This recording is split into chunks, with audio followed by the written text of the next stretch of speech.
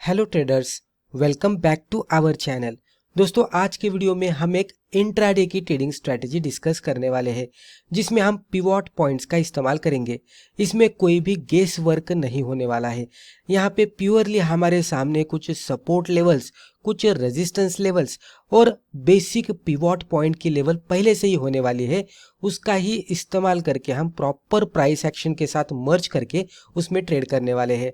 दोस्तों, बहुत ही बढ़िया तरीके से ये सेटअप वर्कआउट होता है, क्योंकि जब भी हम प्राइस एक्शन को देखकर रैंडमली सपोर्ट और रेजिस्टेंस ड्रॉ करते हैं तो उस समय में क्या होता है कि अलग अलग ट्रेडर्स अलग अलग तरीके के सपोर्ट रेजिस्टेंस ड्रॉ कर सकते हैं।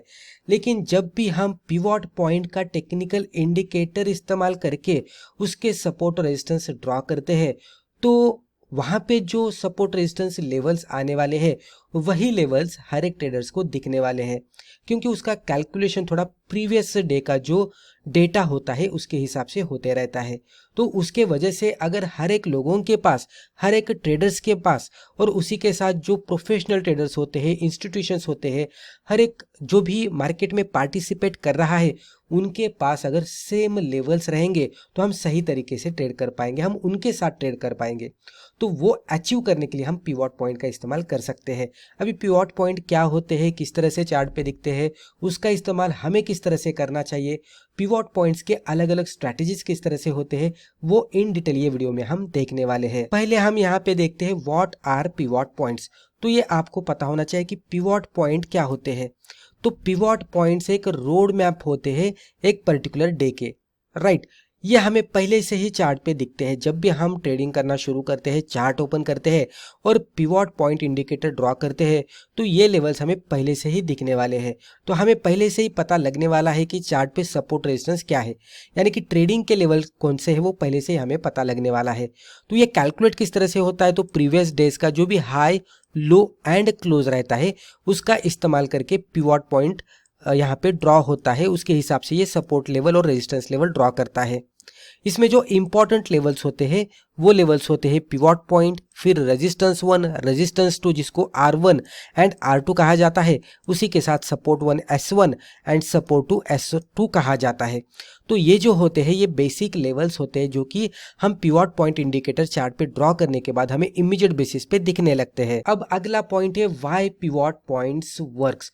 तो पिवोट पॉइंट वर्क क्यों होते हैं, इसके पीछे भी कुछ रीजन होगा, क्योंकि pivot points help prepare in advance. तो ये हमें मदद करते हैं एडवांस में ही प्रिपेयर करने के लिए कि आगे जाकर हमें क्या रणनीति अप्लाई करनी है। Before the market opens, market open होने से पहले ही जो पिवोट पॉइंट के लेवल्स होते हैं, जैसे कि यहाँ पे मान लीजिए कि ये पिवोट पॉइंट की बेसिक लेवल रहेगी, ऊपर इसका R1 रहेगा, राइट, इसके ऊपर R2 रहेगा, फिर इसके नीचे क्या होगा, इसके नीचे होगा S1, राइट, इसके नीचे होगा S2। तो ये पिवोट पॉइंट का इंडिकेटर चार्ट पे ड्रॉ करने के बाद ये लेवल्स हमारे सामने आ गए। तो ये लेवल जब भी हमें दिखते हैं तो पहले से ही हमें पता लगता है कि बायर्स कहाँ पे एंटर करने वाले हैं। जनरली बायर्स कहाँ पे एंटर होते हैं, सपोर्ट पे, राइट। सेलर्स कहाँ पे एक्टिव होने वाले हैं, रेजिस्टेंस पे। अगर सेल होगा, कोई बेरिश कैंडल बनेगी तो यहाँ पे सेलर्स एक्टिवेट होने वाले हैं। ब्रेकआउट कहाँ पे बन सकता है, रेजिस्टेंस पे ब्रेकआउट बन सकता है, या तो सपोर्ट को भी ब्रेकडाउन बन सकता है। प्रॉफिट बुक कहाँ पे हो सकता है, जनरली R1 R2 ये लेवल, या तो S1 S2 लेवल सेल के केस में प्रॉफिट बुकिंग के लेवल होते हैं। तो ये पहले से ही हमें पता लगता है, राइट। तो यहाँ पे हमें गेस वर्क नहीं करना है। जो भी हमें लेवल्स दिख रहे हैं उसके लेवल पे आने के बाद प्राइस एक्शंस और कैंडलस्टिक पैटर्न्स किस तरह से बनते हैं तो वो देखकर हमें डिसीजन लेना है। तो ये हर एक लोगों को वही लेवल्स दिखने वाले हैं, तो उसकी वजह से पिवोट पॉइंट्स अच्छी तरह से वर्कआउट होते हैं। दोस्तों, अगर आपको स्टॉक मार्केट सीखना है तो Amazon पर जाकर आप हमारी बुक पढ़ सकते हैं, या तो Udemy पे जाकर आप हमारे वीडियो कोर्सेज भी देख सकते हैं।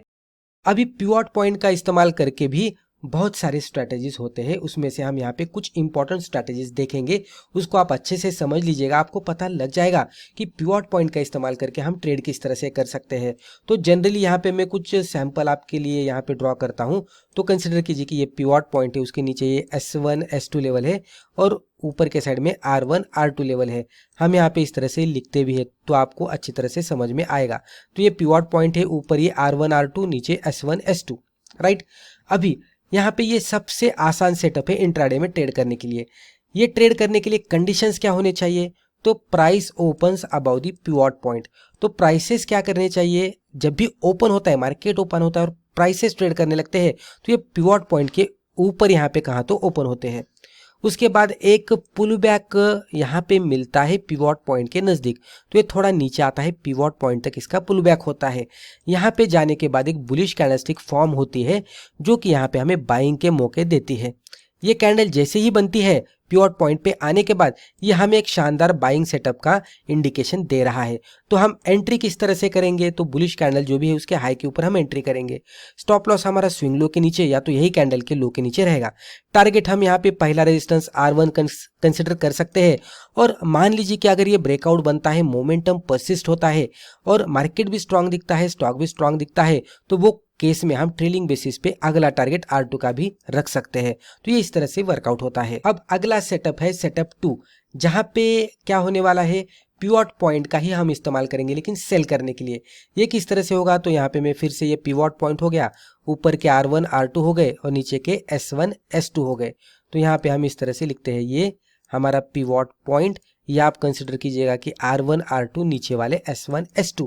अभी ये सेटअप एग्जैक्टली ऑपोजिट वर्कआउट होता है। कंडीशंस क्या होने चाहिए, price opens below the pivot point, तो प्राइसेस यहाँ पे निचले साइड में ओपन होंगे। उसके बाद एक रैली बनेगी पिवट पॉइंट के नजदीक तक, यहाँ तक। उसके बाद एक बियरिश कैंडलस्टिक का पैटर्न यहाँ पे बनता हुआ दिखेगा पिवट पॉइंट पे जाने के बाद। ये रेड कैंडल यहाँ पे इस तरह से बनती हुई दिखेगी जो कि हमें सेल के इंडिकेशन देगी। तो एंट्री कहाँ पे करनी है, ये कैंडल के लो के नीचे। स्टॉप लॉस कहाँ पे होने वाला है, ये कैंडल के हाई के ऊपर आप लगा सकते हैं, या तो जो भी पीपी है यानी कि पिवट पॉइंट है उसके ऊपर भी आप लगा सकते हैं, स्विंग हाई के ऊपर भी लगा सकते हैं, राइट। टारगेट क्या हो सकता है, तो जो पहला S1 है यह हमारा फर्स्ट टारगेट रहेगा। अगर मोमेंटम निचले साइड में परसिस्ट होता है तो S2 तक भी हम ट्रेलिंग बेसिस पे होल्ड कर सकते हैं। अब हम देखते हैं सेटअप 3, R1 ब्रेकआउट स्ट्रेटेजी। ये भी बहुत ही बढ़िया तरीके से वर्कआउट होती है। यहाँ पे मैं खाली इस तरह से ड्रॉ करता हूँ, राइट। यहाँ पे निचले लेवल हम इस तरह से कंसिडर करते हैं, लेकिन हमें देखना है R1 के हिसाब से। तो ये हमारा बेसिक पिवट पॉइंट है, राइट, ये समझ लीजिएगा। ऊपर वाला R1 है और उसके ऊपर वाला R2 है। अब ये एग्जीक्यूट किस तरह से होता है, ये सेटअप हमें पहले तो देखना है कि ट्रेंडिंग डेज में अप्लाई करना है, जहां पे पूरा डे ट्रेंडिंग दिखता है, एक ही डायरेक्शन में स्टॉक जाता हुआ दिखता है। उस तरह के सिचुएशन में हमें R1 ब्रेकआउट की स्ट्रेटेजी अप्लाई करनी है। कंडीशंस क्या होने चाहिए, price approaches R1 with strong momentum, तो प्राइसेस नीचे से ऊपर जाने चाहिए, R1 तक आने चाहिए, एक मोमेंटम के साथ आने चाहिए। सडनली यहाँ पे वॉल्यूम इंक्रीज होता हुआ हमें दिखना चाहिए। And finally candle close strongly above R1, यानी कि R1 पे हमें यहाँ पे एक स्ट्रॉन्ग कैंडल ब्रेकआउट देती हुई दिखनी चाहिए। ये सिचुएशन जब भी दिखेगी तो हमें एंट्री करनी है ये ब्रेकआउट वाले कैंडल के हाई के ऊपर बिलो R1, या तो कैंडल के लो के नीचे हमारा स्टॉप लॉस रहेगा और जो ऊपर वाला रेजिस्टेंस है R2 का वो हमारा टारगेट रहेगा। अब हम देखते हैं setup 4, S1 breakdown strategy. Similar strategy है लेकिन सेल साइड की है। ये पिवट पॉइंट, ये S1 S2 इस तरह से हम ड्रॉ करते हैं, ऊपर वाला है R1 R2। अभी हमें क्या करना है, समझना है पहले इसको। चार्ट किस तरह से है, ये पिवट पॉइंट है, ये S1 है और नीचे वाला S2 है। जैसे ही मार्केट ओपन होता है हमारे पास ये लेवल पहले से ही रहेंगे जब भी हम पिवट पॉइंट इंडिकेटर ड्रॉ करते हैं, तो क्योंकि ये प्रीवियस डे के डेटा के हिसाब से ड्रॉ हो रहा है। ये बियरिश मार्केट में इस्तेमाल करना है जहां पे ट्रेंडिंग मार्केट निगेटिव साइड में जाता हुआ दिखता है। कंडीशंस क्या होने चाहिए, price approaches S1 with weakness, यहाँ की प्राइस यहाँ पे इस तरह से नीचे नीचे नीचे मोमेंटम के साथ S1 तक आने चाहिए और एक स्ट्रॉन्ग बियरिश कैंडल बननी चाहिए जो कि S1 को ब्रेकडाउन देकर निचले साइड में क्लोज आउट दे रही है।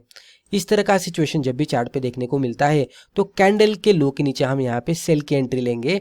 स्टॉप लॉस अबव S1, नहीं तो यही कैंडल के हाई के ऊपर या तो स्विंग हाई के ऊपर भी आप लगा सकते हैं। टारगेट आप S2 कंसिडर कर सकते हैं। तो इस तरह से इसको एग्जीक्यूट करना है। अब आपके सामने हमने यहाँ पे चार्ट के जरिए एक एग्जांपल लिया है, आप इसको अच्छी तरह से समझ लीजिएगा, आपको पता लग जाएगा। ये जो मिडल लेवल है ये पिवट पॉइंट की है, ऊपर R1 है, रेजिस्टेंस 1, ये रेजिस्टेंस 2, नीचे सपोर्ट 1 सपोर्ट 2। अभी आप देख सकते हैं, कंसिडर करते कि यहाँ पे मार्केट ओपन हुआ। जब भी मार्केट पिवट पॉइंट और S1 के नीचे इन बिटवीन ओपन होता है, ये PP और S1 के इन बिटवीन ओपन होता है, तो ट्रेडिंग सिग्नल नहीं होते। ट्रेडिंग सिग्नल लेवल के अंदर नहीं मिलते, वहां पे ट्रेड नहीं करना चाहिए। जनरल मार्केट साइडवेज में होता है, मोमेंटम नहीं होता। तो जनरली जब भी prices PP, R1, S1, R2, S2 ये जो लेवल्स है, डिफाइंड लेवल्स, वहाँ पे जाने के बाद जो प्राइस एक्शन बनती है उसके अकॉर्डिंग ट्रेड करना होता है। तो यहाँ पे आप देख सकते हैं बीच में मार्केट ओपन हुआ था, हम कुछ भी नहीं करेंगे, लेकिन ये लेवल पे जैसे ही प्राइसेस आए, मोमेंटम के साथ आए और जैसे ही ब्रेकआउट मिला तो हम ट्रेड करेंगे, राइट। हमारे सेटअप के हिसाब से हम ये देखेंगे कि आया है क्या, उसके बाद हम इसमें एंट्री लेंगे, स्टॉप लॉस लगाएंगे और टारगेट लगाएंगे। आप देख सकते हैं स्टॉक यहाँ तक आया, ऊपर जाने के बाद मोमेंटम अच्छा था, इसने R1 को भी ब्रेकआउट दिया तो ये फिर R2 तक चला गया। ऊपर जाने के बाद इसमें गिरावट आई, नीचे आया, नीचे आने के बाद R1 को इसने ब्रेकडाउन दिया तो अगला जो भी सपोर्ट है जो कि PP का था तो वो हमारा टारगेट बना, यहाँ पे फिर से ब्रेकडाउन बना, मोमेंटम था, वीकनेस था तो ये S1 तक आया। तो इस तरह से एग्जीक्यूट होते रहता है। ये 5 मिनट के चार्ट पे बहुत ही बढ़िया तरीके से वर्कआउट होते रहता है इंट्राडे में अगर आप ट्रेड करना पसंद करते हैं तो।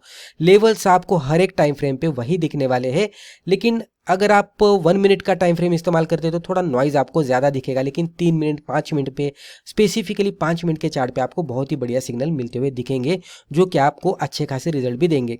लेकिन पिवट पॉइंट के साथ आपको कैंडलस्टिक पैटर्न और प्राइस एक्शन भी देखनी है। अगर आपको फर्दर इंप्रूव करना है तो जैसे कि मैंने कहा कि ब्रेकआउट ब्रेकडाउन मिल रहा है तो वॉल्यूम किस तरह से दिख रहा है वो भी देखना चाहिए, और सपोर्टिव आप मूविंग एवरेज भी ले सकते हैं। ये पूरी तरह से इंप्रूवमेंट करना वो आप पे ऊपर डिपेंड होता है। अब फाइनली हम इसके कुछ गोल्डन रूल्स देखते हैं जिसको आपको कंपलसरी याद में रखना है जब भी आप पिवट पॉइंट के साथ ट्रेड कर रहे हैं तो many traders make the mistake of taking trades between levels. तो बिटवीन लेवल ट्रेड नहीं लेना है, यानी कि price pivot point and R1 के बीच में है तो यहाँ पे मोमेंटम नहीं रहता, स्टॉक साइडवेज में होता है, तो पेशेंसली हमें यहाँ पे वेट करना पड़ता है, यहाँ पे ट्रेड नहीं लेना है। ये नो ट्रेडिंग जोन है। बेस्ट एंट्री लेवल जोन कहाँ पे होते हैं, बेस्ट ट्रेडिंग जोन कहाँ पे होते हैं, तो वो नियर पिवट पॉइंट हो सकते हैं, नियर R1, नियर S1, या तो during breakouts from these levels. तो ये लेवल पे जब भी स्टॉक जाता है और कोई प्राइस एक्शन दिखाता है कैंडलस्टिक के जरिए, या तो कुछ चार्ट पैटर्न बन सकते हैं, वॉल्यूम बन सकता है, राइट, ब्रेकआउट ब्रेकडाउन बन सकता है, तो उसके जरिए ये लेवल पे आने के बाद अगर सिग्नल मिलता है तो वो अच्छा खासा ट्रेडिंग जोन माना जाता है। Remember, no setup no trade. अगर आपके सेटअप के हिसाब से स्टॉक ट्रेड करता हुआ नहीं दिख रहा है तो ट्रेड नहीं लेना है, फोर्सफुली ट्रेड कहीं भी नहीं लेना है, सेटअप के हिसाब से ही हमें जाना है। तो इस तरह से अगर आप पिवट पॉइंट का इस्तेमाल करेंगे तो आपकी ट्रेडिंग एक्यूरेसी अच्छी खासी बढ़ जाएगी। तो दोस्तों मुझे लगता है कि वीडियो के जरिए हमने जो भी इंफॉर्मेशन आपके साथ शेयर की है आपको वैल्यूएबल लगी होगी। वीडियो अगर फायदेमंद लगा तो वीडियो को लाइक जरूर कीजिएगा, और इसी तरह के बिगिनर फ्रेंडली वीडियोस भी आगे जाकर देखने के लिए हमारे चैनल को सब्सक्राइब करके बेल आइकन को भी क्लिक कीजिएगा। धन्यवाद।